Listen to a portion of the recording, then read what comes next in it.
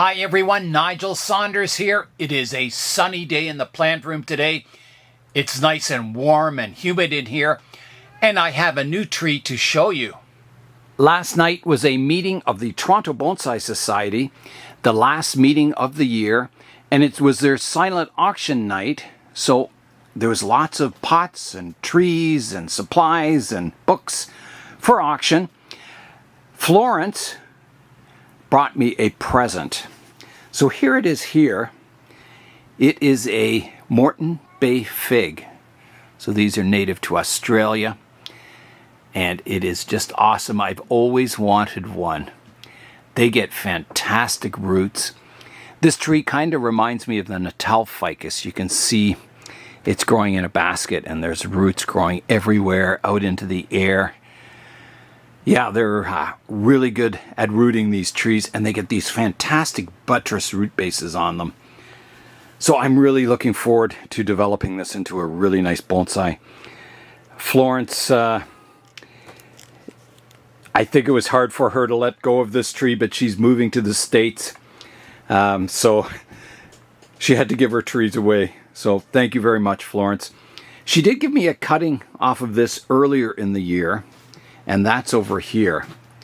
So this one in the pot here, and it's doing quite well. It's starting to leaf out again. Yeah, so I was happy to get this larger one. It's going to be fantastic. I'm just so looking forward to developing this into a nice bonsai. Now they do have a fairly large leaf. They're not a small leaf variety of tree, so you know, if you grow it into a medium to large size bonsai would be ideal. It would make the leaves look a little smaller. They do reduce, you know, with techniques and that, but the natural leaf size is fairly large. They're not as large as the Ficus elastica, but sort of in between that and a Ficus microcarpa. Thank you very much, Florence. I'm so happy to get that Morton Bay Fig. I'll take good care of it and develop it into a nice tree. Fingers crossed. When it's sunny here in the plant room, the temperature goes very high. Let's just check in on the temperature and humidity now. I've got a gauge hidden way back here. So right now it is 27 degrees Celsius and 87% humidity. And let's see what that is in Fahrenheit. It is 81 degrees Fahrenheit. So it's pretty tropical in here, but the trees sure like it. They really, really like it. Yeah. At these silent auctions, you never know what you're going to get. There's all these items for auction, and there's a sheet of paper beside them, and you write your bid on it, and the next person could come and raise it by $2. And so that at the end of the evening, when the bidding stops, whatever is the highest bid on that piece of paper, the person gets the item. So you kind of bid on a whole bunch of stuff, and you hope you don't get everything because it would be really expensive. But you hope you get something by the end of the evening. And I did. So let's head out into the greenhouse now, and I'll show you what I got at the silent auction. Oh, that sun sure is nice. I haven't seen the sun for about a week and a half, so it's really nice to have a sunny day. I'll show you what I got at the silent auction now. All right, here we go. So I was the only person to bid on this pot. The starting bid was $15, and I paid $15 for it. So here it is. It's a rectangular, a deep pot with curved sides. The feet are sort of fancy. They're not too bad. Yeah, a nice pot. I really like it. So that was $15. The next pot here had some bidding on it, so the starting bid was $8, and then it went to $10, and then I got it for $12. So it's an oval pot. It's got kind of fancy cloud feet on it. It's quite a nice pot actually, very elegant. Yeah, so that was $12.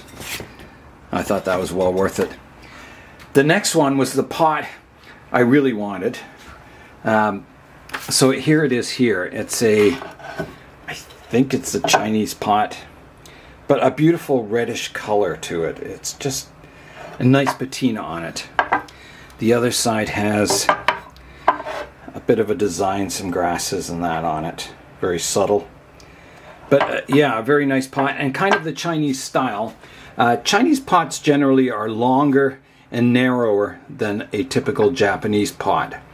And I've read that it's because they like to set them on windowsills, so they don't want them too wide or it doesn't fit on a windowsill.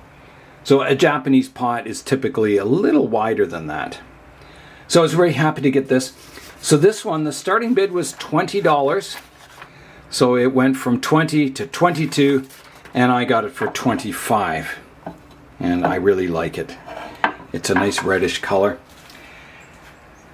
Over here, there's a blue pot, and it's really, really nice. Very nice. It has a stamp on the bottom. I think it's a Japanese pot. I can't tell you for sure. But it has a stamp on the bottom, which is nice. So this was a gift from Derek. I bid on this pot, and then Derek bid one higher, and he said, "Sorry, Nigel, I really like the pot." And then he said, "The reason I bid higher than you is I wanted to give it to you as a Christmas gift." So that was very nice of Derek. So thanks so much, Derek. Lovely pot. I really like it. So then the auction shift gears to a live auction where they had kind of the more expensive items for sale, or not expensive, but I guess the things that get a little higher price. So there was a pot here. This is a Chinese pot, and you can see it's that same crackled green glaze that I have the my Frankenficus in. Now these pots, they're not expensive pots initially.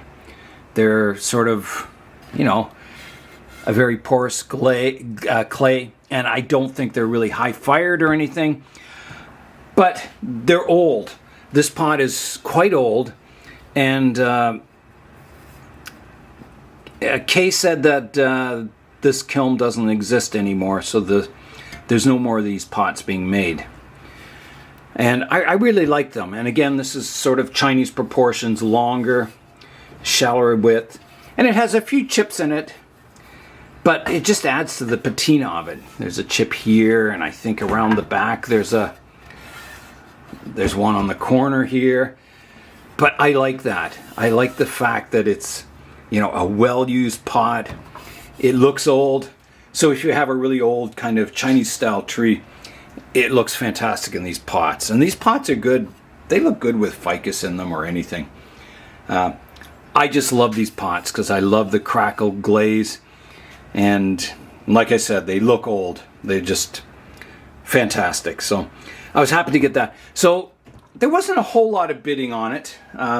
Maybe I'm the only person who likes this style of pot. I don't know, but I got it for $30. I think the bidding started at maybe 20, and there's maybe one other person bidding on it. So yeah, I was really lucky to get it. Now there was another one from the same kiln. It was more of a Japanese style. It was wider, a shallower pot, and a little bigger. And that one went for quite a high price, $65. So I was lucky to get this one for $30. I think I did well. The only other thing I got over here is a book by Bonsai by Christine Stewart. And I got it for $5. I've never seen this book before. And I just thought, well, you know, I'll look through it. You can learn something from every book. And it's got nice pictures in it. So for $5, I'll get $5 worth of knowledge out of this book. For sure.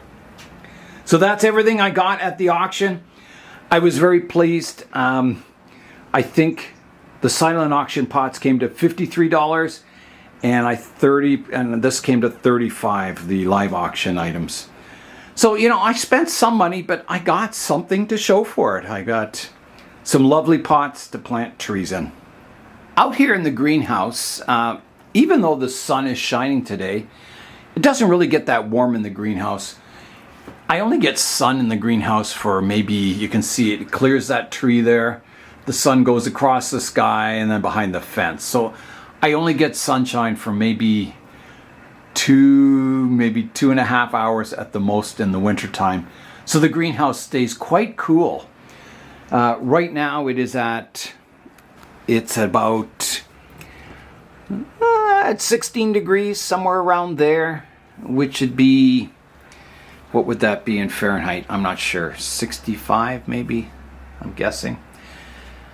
So you can notice a difference, trees that have been outside. So this thuja here, this was outside and I brought it into the greenhouse here for the winter.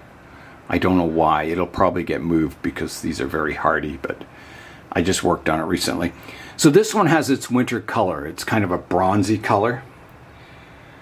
And over here, this one has been in the greenhouse, and you can see it's more of a green color. So that's the difference between a tree that's gone dormant and one that is slowly going dormant. My wild thing over here, I would say this one is somewhere in between. It has more of a green color than this one, but it's not as bright green as the other tree, so it's starting to go into dormancy. My bald cypress over here, down here, it is just starting to go into dormancy. You can see it's getting fall colors on it, so it's quite delayed having it here in the greenhouse. If this was outside, it would be bare of leaves by now. So I like to keep it protected over the winter here in the greenhouse. They can't take the deep cold, so I try and keep it, above freezing if possible. Over here in the corner, I have 2 junipers, and you can see this one is still a good green color, and I think it's still growing. It looks like it is. And my juniper too. I think it's slowed down, but it's definitely not dormant. My thuja here, it's definitely dormant. You can see the kind of bronzy color on the leaves, almost a purplish color back here. So that's definitely in dormancy. Outside here, where it's cold and windy, my larch forest has pretty well lost all its needles. There's a few hanging on, but not very many. So that's kind of, dormant for the winter for sure. The larch over here in the bog forest have lost all their needles. My Avatar Grove, that's got that wintry bronze color on it. Here is a good example of winter color on a thuja. It's almost like a purpley bronze color.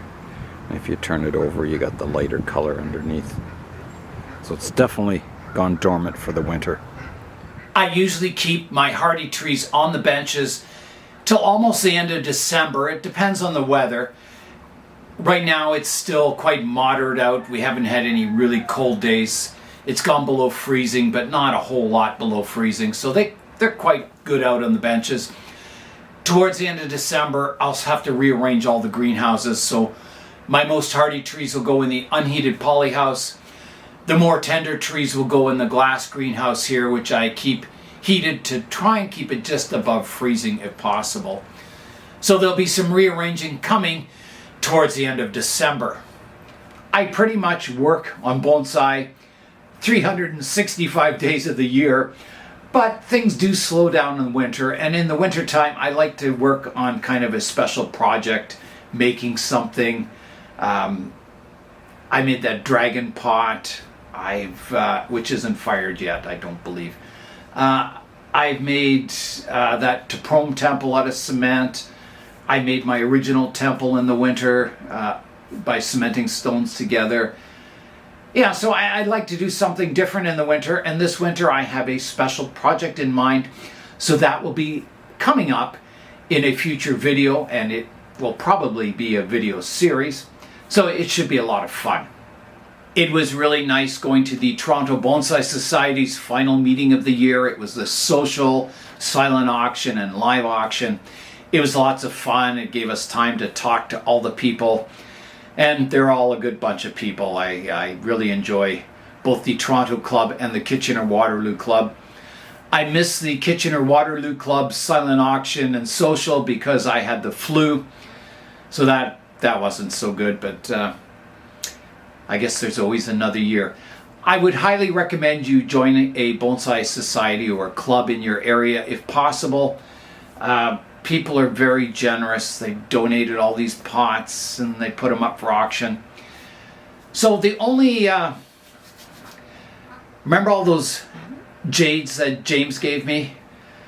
I thought about it really for a long time, and I decided to donate them to the Toronto Bonsai Society, and they were part of the silent auction. So it was a tough decision because I really like jades and I like working on them, seeing what you can do with them. But I do already have a lot of jades, and I thought someone else will probably really appreciate them. So, and I hope, people from the club buy them, and hopefully I'll see them in the future and I can show you updates. I wanted to keep them, but I just didn't have room, and I thought about how can I rearrange things, and I just couldn't come up with a solution. I was even thinking about windows in the house where I could put the pots. The only trouble is we have 2 cats, and they don't get along with plants very well. They tend to dig them out of the pots and chew on them. So yeah, I thought the best thing is to give the trees away. And so sorry, James. It was a tough decision, but I thought someone else will really enjoy those trees and grow them for many, many years. And I hope I can show you updates in the future. Here is an update to the 911. So Julian's been working away at it, taking the interior out of the car. We're trying to get it down to bare metal to see what needs fixing. So he's got the back seats out. He's starting to strip the rubberized undercoat off the floor, getting it down to bare metal.